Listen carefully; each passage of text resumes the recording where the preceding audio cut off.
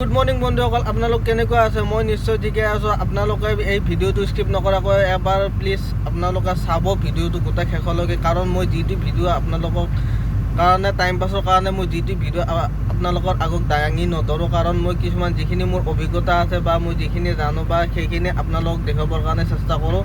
তো চাওক, মই আপোনালোকক আজি কনষ্ট্ৰাকশ্যনৰ বিষয়ে মই কিবা এটা ক'ব ওলাইছোঁ। মই ব্ৰেকাৰ মাৰি আছোঁ ইয়াতে।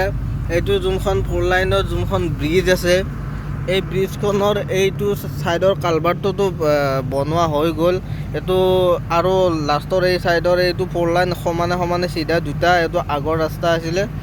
এইটো ৰাস্তাত ব্ৰেকাৰ মাৰি কিনে গোটেই কালভাৰটো ভাঙি কিনে ইয়াতে কালভাৰ নতুন কালভাৰ বহাব। ইয়াতে দেখিছে জেগাটোতো ভিউটোতো ধুনীয়াই লাগে। 4 লাইনৰ একদম জালুকবাৰী, এইটো একদম গোৱালপাৰা ৰাস্তা হয়।